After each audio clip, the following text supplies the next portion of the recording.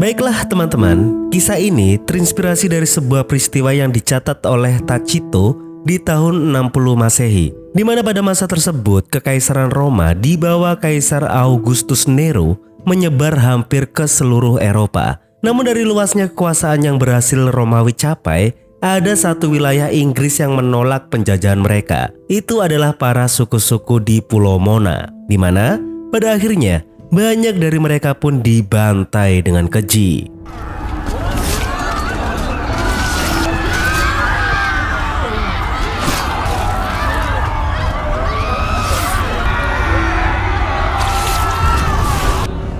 Kendati pun demikian, kepercayaan mereka pada legenda penyelamat akan tetap selalu abadi, di mana mereka percaya suatu hari nanti akan ada seorang dewi perang yang akan membebaskan mereka dari penjajahan.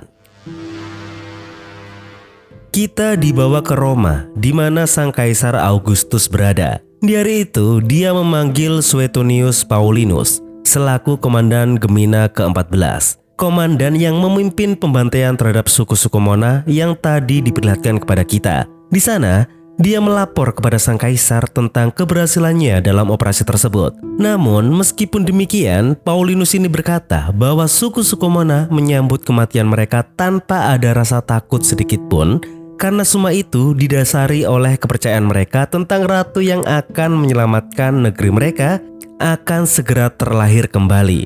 Ratu yang akan menghancurkan Kekaisaran Roma hingga tak tersisa. Hal tersebut membuat Kaisar Augustus takut kalau hal itu benar akan terjadi.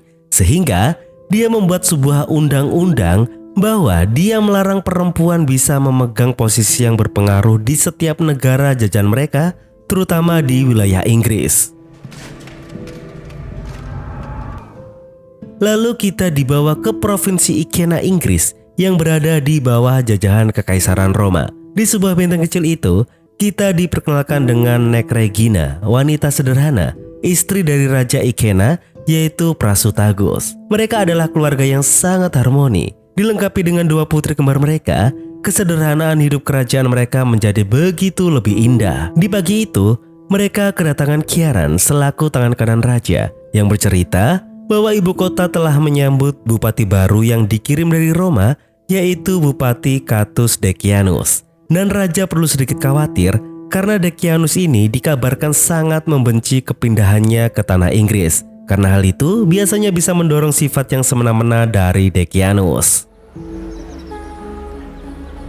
Sebagai istri raja, Regina dan kedua anaknya memiliki kegiatan layaknya bangsawan lokal, yaitu bertata rias di salon kecantikan seperti yang sedang diperlihatkan ini. Di momen itu, Regina tertarik dengan salah satu bahan gaun yang dikenakan oleh si pemilik salon, yang dimana Regina diberitahu bahwa bahan itu didapatkan dari pasar Oppida yang berada di luar garis batas bangsa Romawi. Mengetahui info tersebut, Regina pun mengajak kedua anaknya itu untuk berbelanja ke sana. Namun, di tengah perjalanan mereka, dengan jelas mereka melihat ada beberapa orang yang baru saja dihukum mati dengan cara disalib di pinggir jalan. Dan hal itu jelas membuat pembantunya khawatir dan mengajak ratunya untuk kembali. Namun si ratu merasa bahwa mereka tidak perlu takut karena mereka hanya perlu mencari bahan kain itu dan langsung bergegas kembali.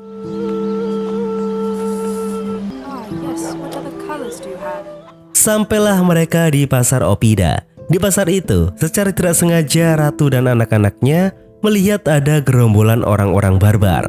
Namun, siapa sangka orang barbar itu justru tiba-tiba bersujud di hadapan Regina serta mengatakan bahwa Regina adalah ratu mereka, yaitu Ratu Boudica. Regina dan kedua anaknya bingung, namun tidak dengan si pembantu. Dia tahu istilah Boudica. Asal-usul Regina dulunya adalah Ratu Trinovante yang menikah dengan Raja Ikeni.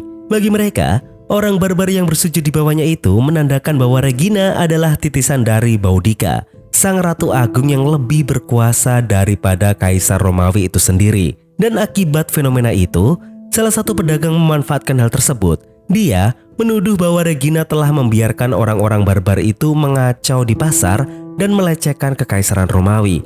Sehingga si pedagang itu pun memaksa Regina untuk membeli barang dagangannya. Karena jikalau tidak, si pedagang itu akan melaporkan kejadian pengagungan ini kepada pihak penjajah Romawi.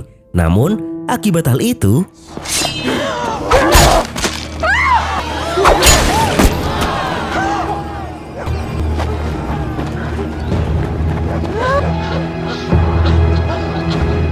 imbas dari hal tersebut, Prasutagus selaku Raja Ikena dipanggil untuk menghadap ke penguasa Romawi untuk menjelaskan semuanya dan harus membayar kekacauan yang sudah terjadi. Namun meskipun demikian, dia tetap berbicara dengan lembut kepada istrinya dan dia ingin sekali hal semacam ini tidak terulang lagi. Kalau butuh apa-apa, lebih baik kirim pelayan saja untuk menuju ke kota. Lalu mengenai istilah Boudica, Prasutagus menjelaskannya lebih detail. Boudica adalah legenda Trinovante sebelum zaman Druid. Boudica adalah putri yang ganas dan pejuang sejati. Beberapa orang percaya Boudica akan datang kembali untuk membebaskan bangsa Inggris dari Romawi. Pertanyaannya adalah, kenapa harus Regina? Regina memiliki garis keturunan yang istimewa. Darah barbarian mengalir deras di tubuhnya. Itulah sebabnya orang-orang Trinovante itu bisa merasakan hal tersebut. Namun, Regina tidak mau hal itu ada di dalam dirinya. Dia hanya ingin menjadi ratu dari raja dan ibu dari kedua anaknya, tidak lebih. Singkatnya, suatu hari Prasutagus baru menyerahkan sesuatu yang sudah dia simpan lama, barang yang dititipkan oleh ayah Regina kepadanya. Dan itu adalah sebuah pedang. Sebuah pedang yang dilindungi berabad-abad oleh suku Druid kuno. Dan kabarnya, para pandai besi kuno menempa pedang itu dengan sihir dari kabut gunung. Awalnya Regina tidak percaya akan mitos omong kosong itu, sebelum dia mengayunkan pedangnya hingga terkena kayu besar yang langsung terpotong.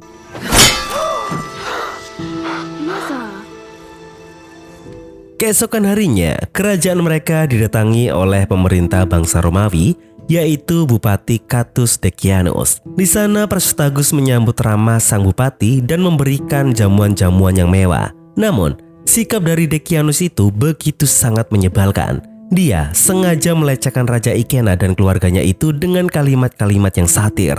Dia juga meminta raja untuk memberi makanan yang banyak kepada seluruh rombongannya, beserta upeti-upeti yang harus raja bayar setiap 3 bulan sekali.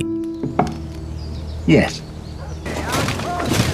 Ketika mengiringi kepergian si gubernur, Prasutagus mengungkapkan pemikirannya yang pragmatis, di mana agar si bajingan itu tidak mengacau kerajaannya, dia harus menjadi warga Inggris yang berkelakuan baik dan menuruti apapun yang bupati itu minta. Jadi, dia harus menyikapinya dengan cerdas dan selalu buat diri mereka dibutuhkan. Dan hal itu disikapi dingin oleh Kieran yang tampak seolah dia tidak setuju dengan rajanya.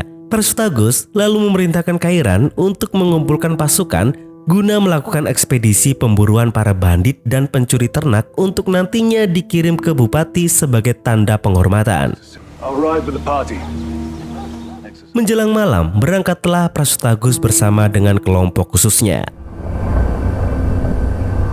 Ketika tengah malam, tiba-tiba Kieran kembali tanpa sang raja. Dengan wajah yang sedih, itu semua terungkap bahwa Raja Ikena, yaitu Prasutagus, tewas ketika dia bertarung dengan para bandit.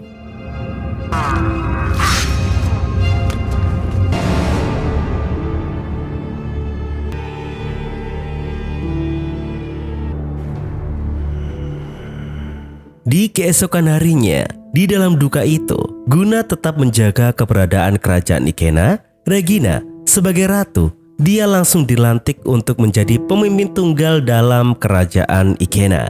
Dan nyatanya di pelantikan itu dihadiri oleh Bupati Decianus. Semua orang termasuk Regina sendiri mengira Decianus akan turut serta memberi penghormatan.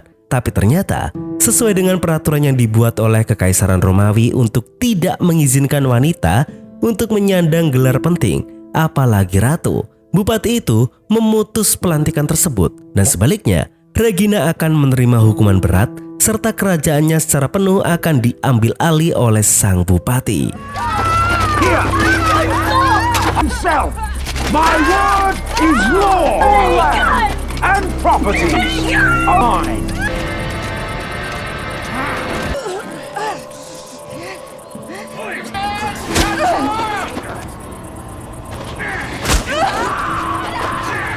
From Nero. Regina benar-benar sekarat di sana Dan bahkan dalam keadaan seperti itu, mereka juga memberi cap tanda budak di wajah Regina. Dan mulai detik itu, Regina benar-benar hanya akan menjadi sampah. Ketika hari sudah mulai petang, dan ketika beberapa pasukan Romawi dalam penjagaan, tiba-tiba orang-orang barbar itu datang menyergap mereka.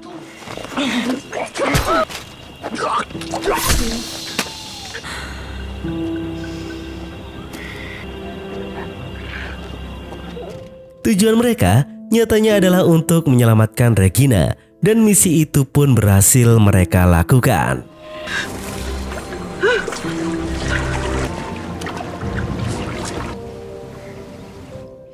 Dirawatlah Regina di kamp mereka. Pelopor penyelamatan itu adalah Cartimanda.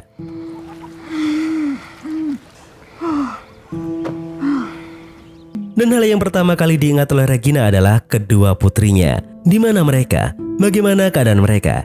Hingga tiba-tiba kedua putrinya pun muncul dari luar tenda sehingga Regina dengan bahagia langsung memeluk mereka berdua. Dan di momen-momen tersebut, Cartimanda merawat Regina dengan sangat baik.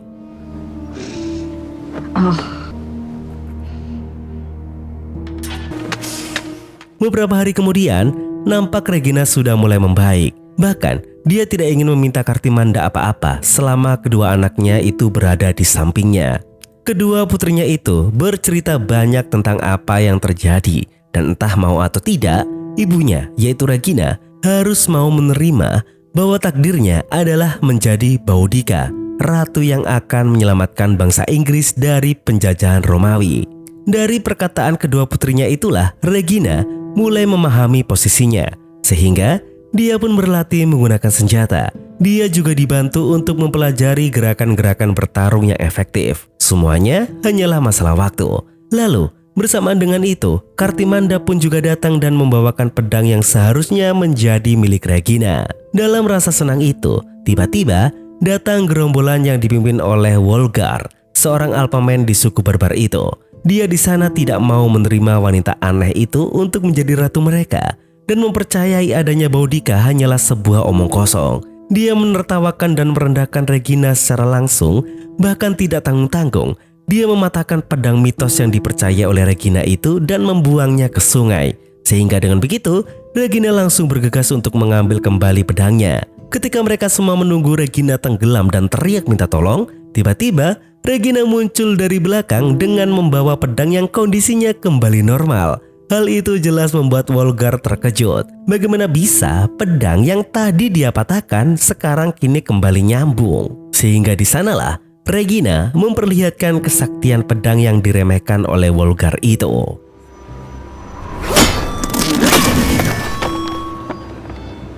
Di detik itu, Wolgar percaya tentang adanya Boudica, sehingga langsung saja mereka semua dengan serempak berlutut di hadapan Regina dan siap untuk melayani sang ratu perang yang akhirnya terlahir kembali. Malam harinya, Regina dilantik secara resmi dan mulai detik itu, dia adalah Boudica, sang dewi perang yang terlahir kembali.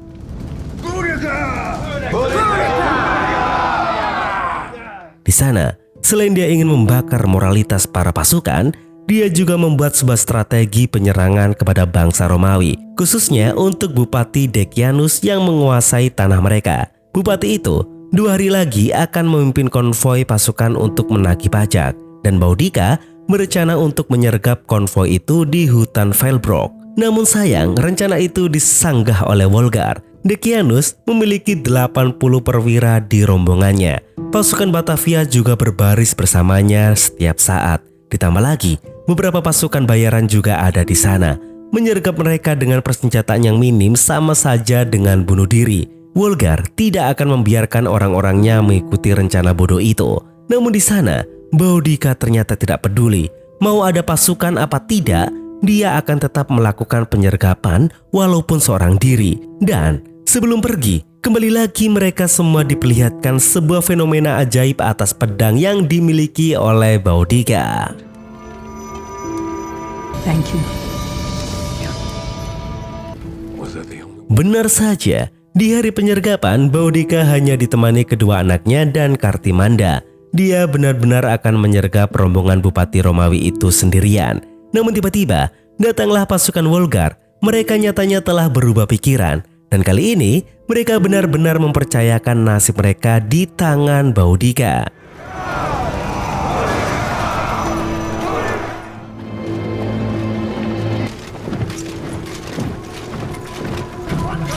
Di hutan Velbrook itu, rombongan Decianus dihentikan oleh Boudica sendirian. Dan yang mengejutkan adalah salah satu pasukan yang memimpin rombongan itu adalah Kiaran, mantan tangan kanan Raja Ikena yaitu Prasutagus. Di sanalah Boudica benar-benar menyadari bahwa kematian suaminya itu ternyata berkat pengkhianatan yang dilakukan oleh Kiaran. Di sana, si bupati itu keluar dan sempat tidak mengenali wajah wanita yang pernah ia siksa itu. Dan sebelum si bupati itu memerintahkan pasukannya untuk mencincang si Boudica ini,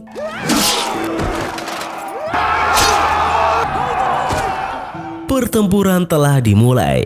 Pasukan barbar menyerang dari segala penjuru. Dan pastinya pasukan dari Bupati Caius Decianus itu benar-benar hancur.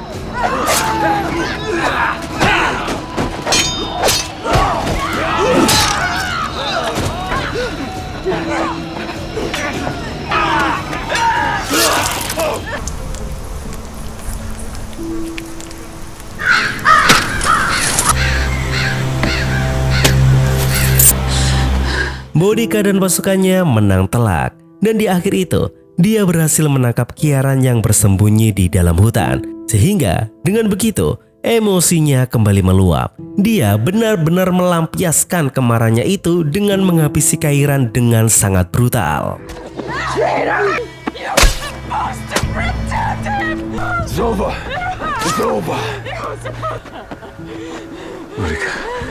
Setelah pertempuran selesai, mereka kembali ke dalam ruangan Dewan Druid. Di sana, Boudica harus menjalankan ritual, yaitu meminum darah dari tengkorak Decianus. Karena hal itu akan membuat kemenangannya semakin lengkap. Dewan Druid juga telah menyetujui gerakan Boudica selanjutnya, yaitu menyerang ke ibu kota Camulos. Setelah itu, nenek tetua menghampirinya.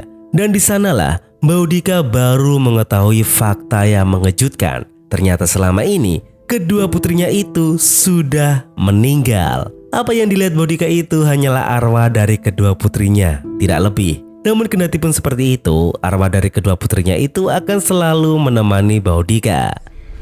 The first breath of winter spirits. Kebenaran itu membuat Boudica lemas tak berdaya. Dia baru menyadari bahwa selama ini dia sudah kehilangan harta satu-satunya yang selalu dia jaga, yaitu kedua putrinya. Di mata Boudica, mereka berdua nampak begitu sangat nyata.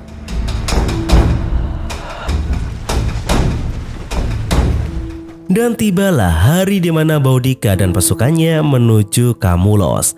Dan pasukan Trinovante kali ini akan benar-benar menghancurkan kedikdayaan bangsa Roma di Inggris Utara itu.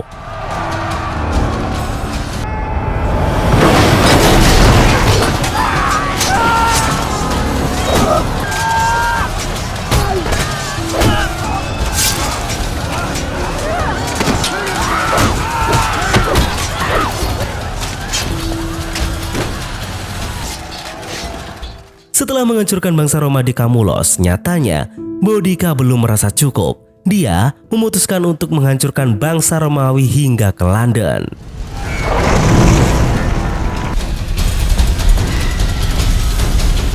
It's not over, but it's a stop. Tapi sebelum ke London, penyerangan selanjutnya mereka adalah penyergapan di hutan Cambridge.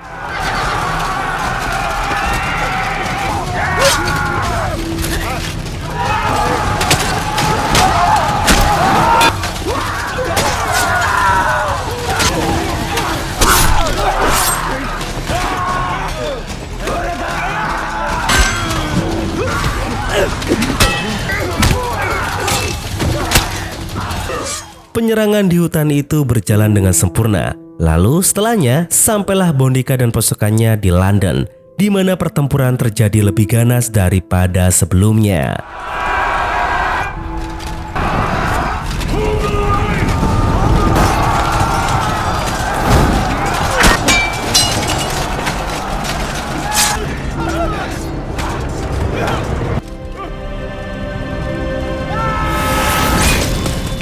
Kita dibawa ke Roma. Akibat serangan yang dilakukan oleh pasukan Boudica, Roma banyak mengalami kerusuhan. Pemberontakan terjadi di mana-mana, bahkan di seluruh Eropa. Di sana, Augustus nampak gelisah. Kenapa tiba-tiba banyak pemberontakan di seluruh Eropa yang dia kuasai? Sehingga di sana, Paulinus menjelaskan bahwa itu ternyata berkat peraturan yang Augustus buat. Kini semua rakyat Romawi menuntut kemenangan.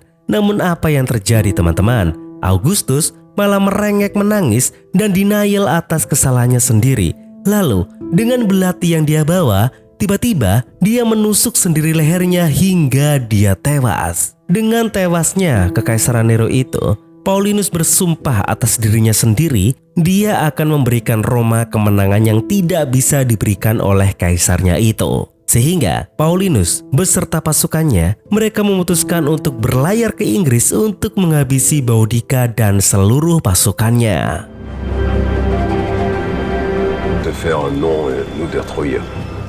Berita matinya Kaisar Augustus pun tersebar luas hingga ke pasukan Boudica. Bersamaan dengan kabar bahwa Jenderal Paulinus ingin memanfaatkan momen tersebut untuk terkenal dan memburu pasukan Boudica. Hal itu adalah hal yang sangat berbahaya. Karena apa?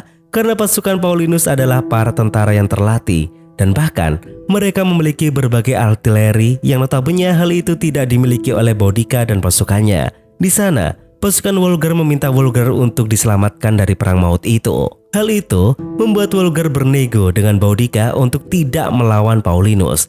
Minimal mereka butuh rehat sejenak dan akan kembali pada musim semi berikutnya serta berjanji membawa pasukan yang lebih banyak dari utara. Boudica tidak bisa mencegah keinginan Wolgar, sehingga pasukan mereka pun berpisah satu sama lain. Dan Boudica ingin mereka bertemu kembali untuk melakukan pertempuran di musim semi mendatang.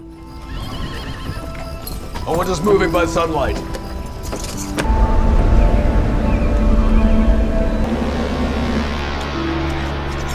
Against me. Singkat cerita, akhirnya musim semi itu pun telah tiba. Paulinus juga sudah sampai di tanah Inggris bersama dengan pasukan besarnya, di mana mereka datang dengan kepercayaan yang tinggi dan siap menghancurkan Boudica dan pasukannya. Sedangkan Boudica bersama dengan kereta kuda tempurnya, dia disambut oleh pasukan-pasukannya yang siap mati demi apapun. Dan apakah Boudica dan pasukannya ini akan berhasil mencapai kebebasan yang mereka inginkan?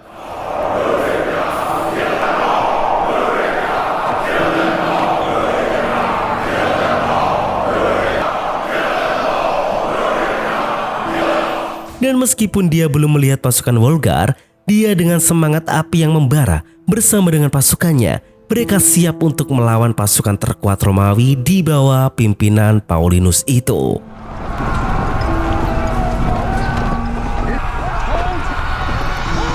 Tidak bisa dipungkiri teman-teman, bahwa mereka tetaplah pasukan amatir. Sehingga baru saja perang dimulai, pasukan Boudica langsung terkena perangkap yang sudah Paulinus siapkan.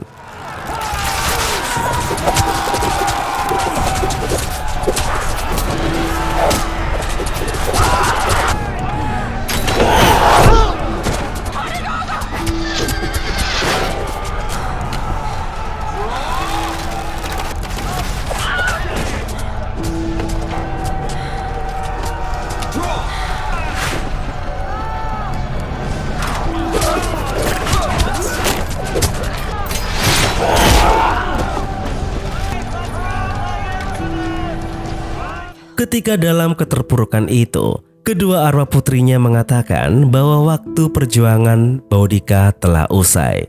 Sudah saatnya Boudica ini menyusul mereka ke alam baka. Artinya apa? Artinya Boudica harus menyadari bahwa pertempuran ini adalah tentang hidup dan mati. Tidak ada yang namanya kekalahan. Yang ada hanyalah berjuang.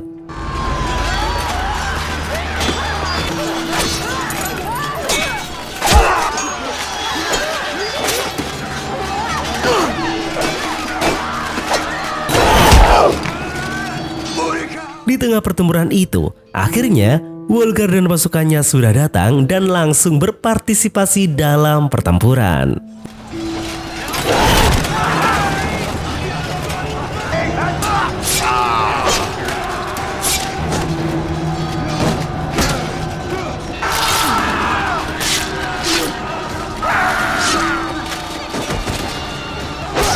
Mereka pun mengembalikan keadaan, namun nyatanya itu ternyata cuma sesaat. Dan ketika Wolgar lengah, di sanalah dia bertemu dengan ajalnya. Tidak hanya itu, Kartimanda sebagai Valkyrie sejati, dia ternyata juga sudah sampai di batas kemampuannya.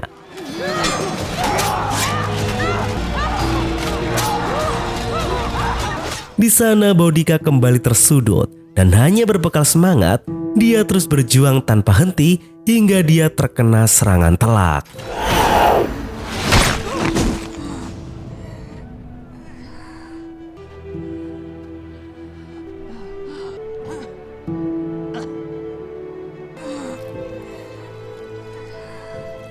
Di ujung hidupnya itu, dia tetap berdiri bagaikan dewi perang sejati, menatap semua penjajah yang merampas kehidupannya, mengingat semua orang yang dicintainya, hingga pada akhirnya takdir kematiannya pun menjemputnya.